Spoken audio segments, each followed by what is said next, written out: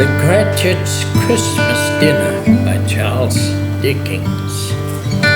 His active little crutch was heard upon the floor, and back came Tiny Tim before another word was spoken, escorted by his brother and sister to his stool before the fire, and while Bob, turning up his cuffs, as if, poor fellow, they were capable of being made more shabby, compounded some hot mixture in a jug, and stirred it round and round, and put it on the hob to simmer. Master Peter and the two well-known young Cratchits went to fetch the goose, with which they soon returned in high procession.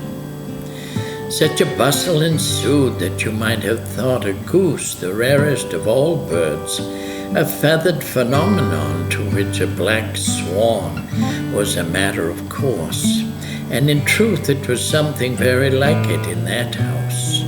Mrs. Cratchit made the gravy, ready beforehand in a little saucepan, hissing hot. Master Peter mashed the potatoes with incredible vigor. Miss Belinda sweetened up the applesauce. Martha dusted the hot plates. Bob took Tiny Tim beside him in a tiny corner at the table. The two young Cratchits set chairs for everybody, not forgetting themselves, and mounting guard upon their posts, crammed spoons into their mouths, lest they should shriek for goose before their turn came to be helped. At last the dishes were set on, and grace was said. It was succeeded by a breathless pause, as Mrs. Cratchit, looking slowly all along the carving knife, prepared to plunge it into the breast.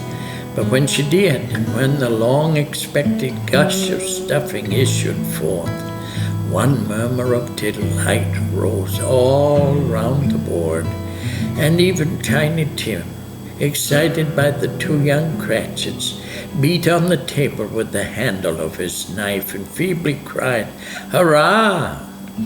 There never was such a goose, Bob said. He didn't believe that there ever was such a goose cooked. Its tenderness and flavor, size and cheapness were the themes of universal admiration.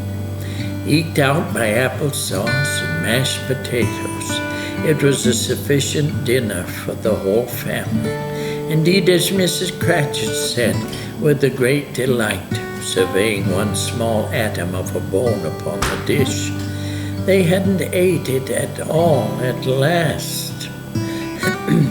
Yet everyone had had enough, and the youngest Cratchits in particular were steeped in sage and onion to the eyebrows.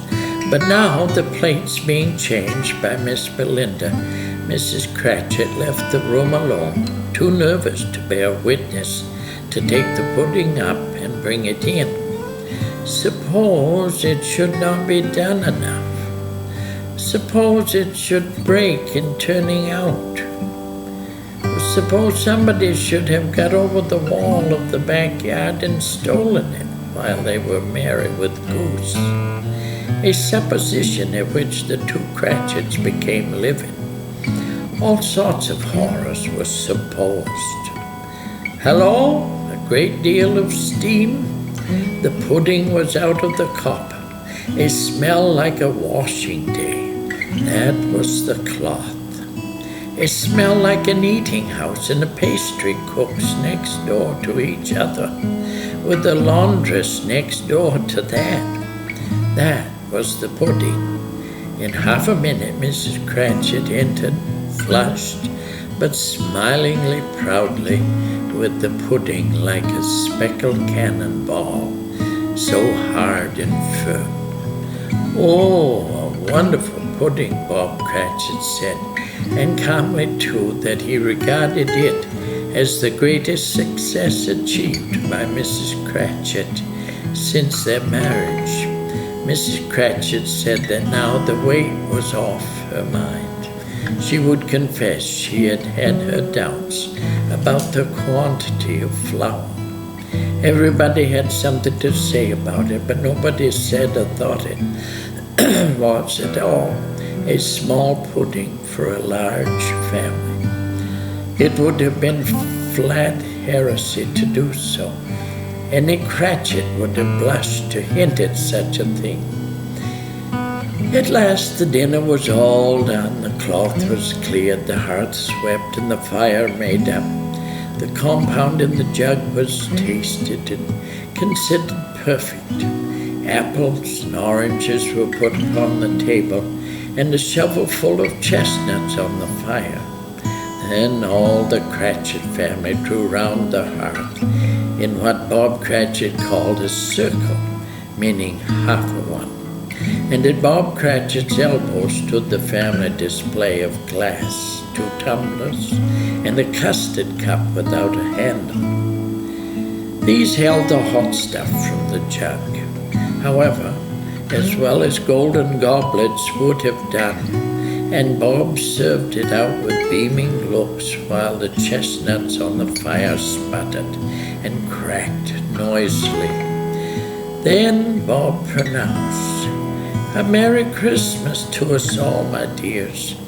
God bless us," which all the family re-echoed. "God bless us, everyone," said Tiny Tim, the last of all.